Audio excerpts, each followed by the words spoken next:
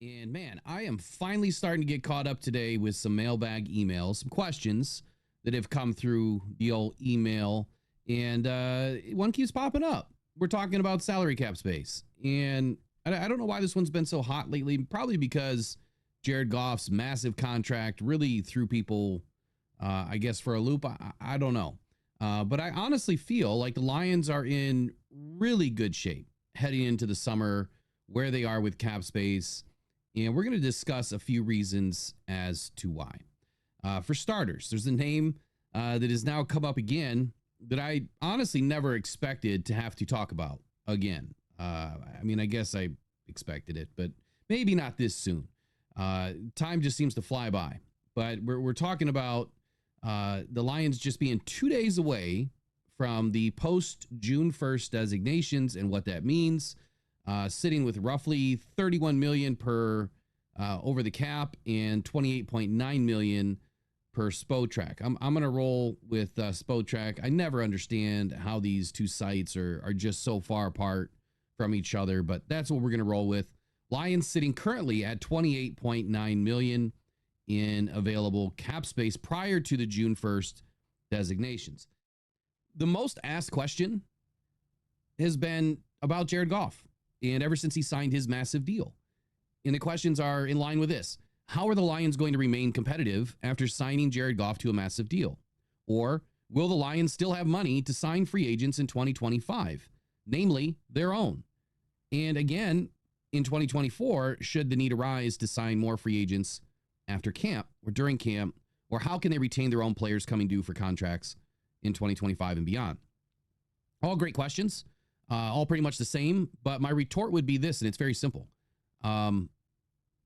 Explain how the Lions would be able to do that even if they didn't sign Goff and only signed Penei Sewell and Amon-Ra St. Brown. So explain that. If you didn't sign Goff, but you just signed two players for roughly the same amount of money or more, isn't that a cause for concern or no? But in total, the Lions just spent over $470 million in total contract value this offseason. Huge amount of money. Addressing three major extensions, three major needs on any team, key pieces to this team, and adding some key pieces in free agency. That's where $470 million is going to go over the next 3, 4, 5 years. So I guess that my retort was kind of simple, right? I mean, if you can build a team by paying one wide receiver $30 million and one offensive lineman $30 million, why can't you pay one quarterback $53 million? Other teams are doing it. They're doing it each and every day, and they're able to survive. It just depends on who you have in that front office that is smart and savvy and conscious enough of the salary cap, the players you have on this team, what's coming available, what's in the pipeline for the draft, and really forecasting and being ready, to hit these challenges head on. And I think we have that. I mean, I know we have that. Brad Holmes has done an excellent job. His entire team in that front office has done an excellent job. So clearly, when an NFL franchise is managed the right way, a baseball franchise, basketball franchise, I don't care what franchise, but when it's managed the right way, things can be done in a way that continues to really strengthen your team, remain in a constant state of sustainability, which is what the Lions are building towards and doing. In a franchise, can build throughout the draft. They can execute on the development of their younger players. And all of those little components kind of start to add up to a sustainable success for your franchise. It just so happens to be the Detroit Lions. If you take a look around the league, though, or even around Allen Park, the Lions are flush with cash right now. $29.8 million, like I said earlier. That's a lot of change. They're doing fine. They're not in the dumps. They're not in the negative, right? They don't have a ton of dead cap eating them alive. And more is on the way. More cap relief is on the way. And that's what we're talking about today. Which brings me to the next topic here, which is the man on the graphic, Cam Sutton. The man of the hour, I guess. The Lions released Cam Sutton with a June 1st designation. Well, gee, what is that tomorrow? June 1st. We made it. We're there. We've gotten through it with the players that we brought in, and now we're at June 1st. So the Lions spread his cap penalty over 2 seasons by designating him a post-June 1 release. And they did this back in March. The Lions were on the hook for $12.68 million cap hit in 2024 had they not done this. The Lions petitioned the NFL to void Cameron Sutton's base salary for violation of player conduct, which is or has assumedly been voided. His legal issues this past offseason clearly created an avenue for the Lions to utilize that contractual obligation. So leaving Detroit with dead cap hits of only $2.18 million in 2014, or I'm sorry, in 2024, and $6.54 million in 2025. So a big reduction in cap hit here in 2024, all the way down to $2.18 million from $12.68. So about $10.5 million in savings, right? So the Lions clearly in shock, I can only assume, after Cameron Sutton's remaining base salary of $9 million for 2024 was fully guaranteed. And this was just 3 days prior to a warrant for Sutton's arrest became public.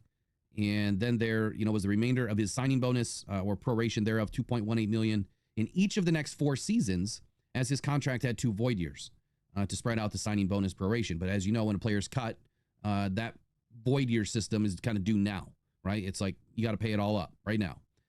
So that's why the Lions were in such a pickle with this, because releasing Cameron Sutton really hurt their cap right away.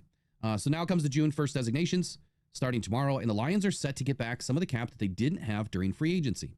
That was the shitty part to all of this, right? They didn't have all of this extra money that they could have used. Would they have used it? I don't know. But they could have used it, and they, obviously couldn't. Could they have went in the hole? Sure. They could have went in the hole. A lot of teams do. They write checks that they're not supposed to. Happens every year. Teams are upside down.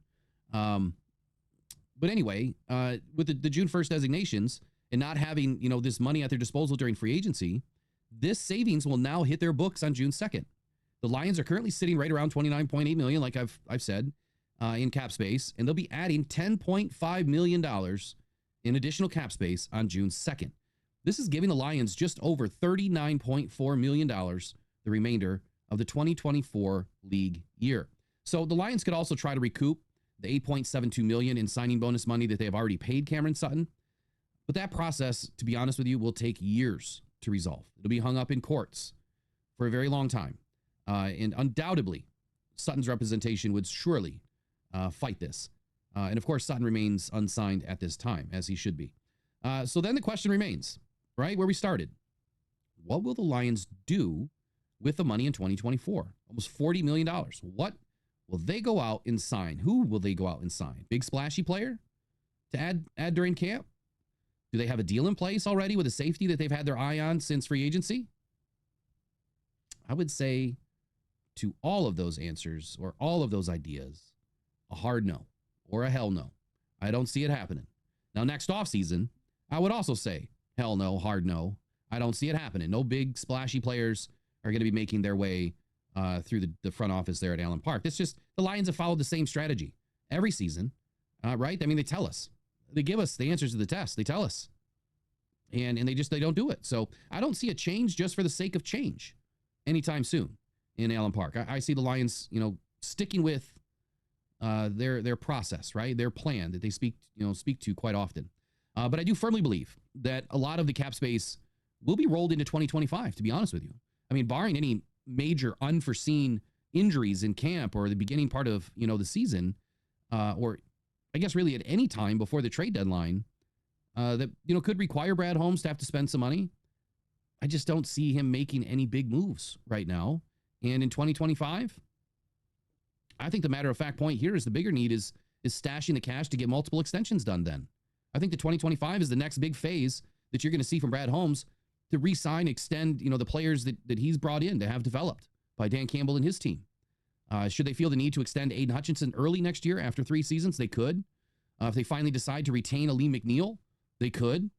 The Lions have roughly 35 free agents hitting the market in 2025, of which I've counted 10 of those players either contribute significant time now or they will contribute significant time in 2024. The cap is projected by one site as the Lions having the 11th most in 2025 with $48 million. Now, that number is very low since, like I just explained, they're going to have almost $40 million right now. So only adding $8 million after, the league year and the cap increase, that doesn't seem to make too much sense to me. So in my opinion, they've got at least $39 million here soon in a couple of days. The expected cap raise should exceed to add another $25 million or so next season. So without calculating all the dead cap potential, the Lions should start with a minimum of $60 million to $65 million in 2025. Eerily similar numbers to what we just seen here in 2024, which means, hey, the contracts are working. The way that they're putting stuff together is working. They just signed 3 massive deals, a bevy of other deals, $470 million in overall contract value going out the door in 2024. And we still have 60, 65 million coming at us in 25, 40 million to run through the rest of the year with here in 2024. I mean, come on. It doesn't get any better than that. We're in great position, prime position in 2024. So that's it. That's your salary cap update.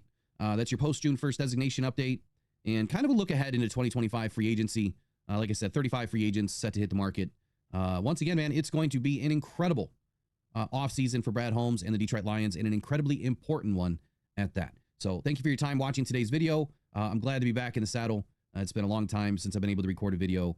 Please do us a kind favor, like, share, subscribe. Send us a comment. What do you think about the salary cap situation here for the Detroit Lions? Are we poised to make it all the way to the Super Bowl? Will Brad Holmes finally spend some money on a big name player to take us there? I guess we'll find out. All right, y'all, take care. Go in pride. Go Detroit Lions. We'll see you in the next one.